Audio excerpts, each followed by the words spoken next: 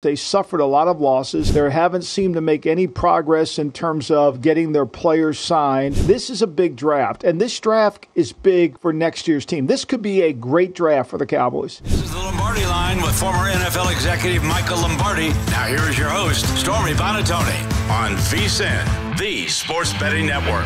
You put together your list of your top 5 teams that need to get the draft correct, that this draft is critical for them to have success. Which team do you want to discuss first? Well, let's start with Dallas, Femi's team, because I think when you talk about going into the draft and you talk about, the pressure that's on you in the draft, a lot of that's related to the offseason. If we go back to the first hour of our show today, you asked me about the Bengals, and I said, look, they're perfectly situated to go into the draft and they could play a game. It's one of Al Davis's pet peeves. He wanted to have the team set, not that they were great, but you could go in the draft and you could play a game if you played the game the day before the draft. The Cowboys can't really play a game before this draft. They have a lot of needs. And they're going to have to hit with those players. They suffered a lot of losses in free agency. They haven't seemed to make any progress in terms of getting their players signed, in terms of CeeDee Lamb in the future, Micah Parsons in the future. What do they do with Dak? So this is a big draft. And this draft is big for next year's team. This could be a great draft for the Cowboys, but it may not happen for them until next year's team. And then it won't do them any good. They have to get an impact from this draft, and it's always, always, always hard to do that, especially when you're a playoff team trying to hit with picks in the 20s.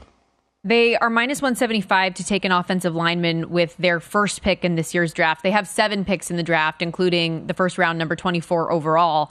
And obviously the offensive line needs to be fixed. They lose Tyron Smith. They lose 2 offensive linemen in free agency. So probably need to get that. Probably need a wide receiver opposite CeeDee Lamb whenever he gets that new deal signed. Who's running the ball for this team? Tony Pollard is gone, and I don't think anybody's saying, hey, RB1, Rico Dowdle, we're super excited. So what are some of the, immediate priorities? If you're first and second round with the Dallas Cowboys, what do you need to get done? I think the offensive line, and that's going to be where they have to address first. They take Tyler Smith and move him out to left tackle, or they keep him at left guard. I think that's got to be a concern. Running back's a huge concern.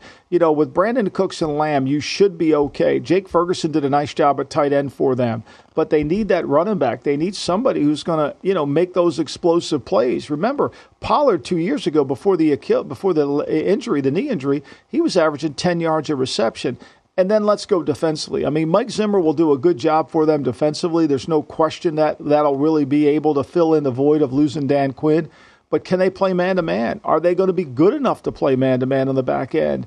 And do they have enough front guys to handle it all? He signed Eric Kendricks to give him a player that he's comfortable with, but they lost Van Der Esch. Can Damian Clark come in and play well for them? We shall see. I think there's a lot of questions defensively. So offensive line and then defensive front, to me, because Maisie Smith really never did what they needed him to do last year. I think they're going to need to really improve in that area. But to me, the glaring reason why they did not play as well on the road as they did at home is because that offensive line didn't protect as well. Yeah, 3 straight 12-win seasons for the Dallas Cowboys, nothing to show for it in the playoffs. And this offseason, they haven't done much, if anything, to make themselves better yet. So the draft will be critical. Number 2 on your list is the Buffalo Bills, who do have 10 picks in this year's draft, tied for the most of any team this season. Busy offseason so far. They part ways with Jordan Poyer, Tre'Davious White, Gabe Davis, most notably Stephon Diggs. What's most important for them this year? Well, I mean, obviously, the level of expectations coincide in with the team they have. They've got the great Josh Allen who can make plays. I think this is a big year for McDermott, right? Mm-hmm. And he's lost both his starting safeties. Now he's got Taylor Rapp, who was on the team last year, and he signed Mike Edwards from the Chiefs. So he's got 2 veteran safeties, which if you're going to run McDermott's scheme, you have to have that. It's critical. They're communicator. They made a great deal to get Rasul Douglas, which helped them offset the loss, really, of Tre'Davious White, because they were able to get a cover corner out there. I don't know if this defense is good enough. Really, Milano and Bernard, they're so small, they get pushed around a little bit.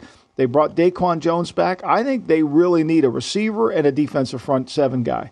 And they've signed guys. Look, they've signed Austin Johnson. They signed Deshaun Williams from Carolina.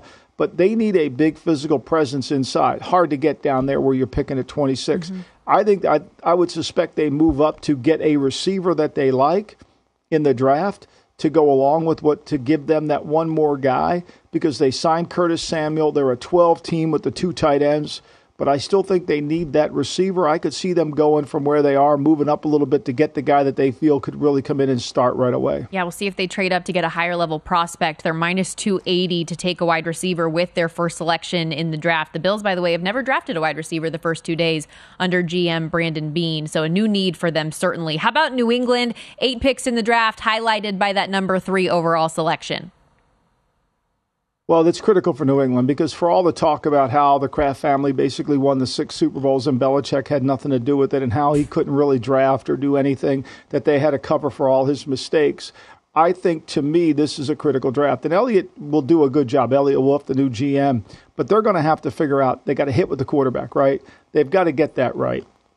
And then they got to fix the left tackle position. Right now, Connor McDermott's their starting at left tackle. Defensively, they were good enough last year. They'll get Gonzalez back, who was outstanding as a rookie, but he got hurt, right? They have Peppers, who played really well for them. They brought Duger back. He's very good. So Marcus Jones is one of their better return specialist kind of player, but he was out most of the season with injury. This team had a lot of injuries last year, but I think they've got to hit. The pressure on this team is the quarterback. Jacoby Brissett, the guy in the room right now on a 1-year deal, but Drake May, a minus 130 favorite to go number 3 overall. J.J. McCarthy sitting plus 200. Jaden Daniels plus 250. The team picking above them in the draft at number 2, the Washington Commanders with new head coach Dan Quinn. They have 3 picks in the top 40, 4 picks in the top 100. Michael, lots of opportunity for them, but they need to get it right. Well, I mean, look, no team was busier in free agency than the Washington team. From a new kicker in Brandon McManus to 5 new starters on defense, 6 new starters on offense. I mean, they've been really busy trying to improve the depth of their team. And it's all going to come down to the quarterbacking position. They signed Marcus Mariota as the backup. They signed Jeff Driscoll. They have Jake Fromm. But, I mean, none of those are the answer. None of those are the answer. They got to hit with the pick. They've made their team better. There's no question about that. They've made their team improved, adding some of these players. But it's really going to come down to how good of a quarterback. If they take Daniels and he stays healthy, they certainly have a chance, because Dotson and McLaurin are good receivers, and they signed Eckler to be the starting running back to go along with Brian Robinson. They've got a chance, but to me it comes down. This draft is going to be marked by Adam Peters' ability to pick the right quarterback. And Jaden Daniels is up to a minus 275 favorite right now to be that guy at DraftKings. Rounding out your top 5 teams with the most critical draft this year, Denver, 8 picks, including number 12 overall, no second-round selection. They paid $86 million to offload Russell Wilson. So what do they do at quarterback? They need a corner. They need an edge rusher. How important is this draft for Sean Payton? Well, it's so important for Sean, because right now Jarrett Stidham's the only quarterback on the roster. Ben DiNucci's the backup. So what does that tell you? What does that tell you? I mean, if you just are paying attention, what does that say? They can't. I mean, if they thought Stidham was good, they would sign a veteran. If they thought Stidham was the starter, they would sign a veteran and kind of move away. I think they're telling you very clearly, we're going to pick a quarterback and we're going to coach the hell out of him. And that's why it's such an important draft. Because if they get the right coach, a right player, to go along with a really good offensive coach and Sean Payton, they've got a really good chance. It's an important draft for Sean. Now, look, here's what we do know about Sean. He'll trade away a bunch of next year's pick to get this year right. And I think that'll determine what he does. The quarterback is key for them, and they're screaming, if you just look at their depth chart, we're going to pick a quarterback.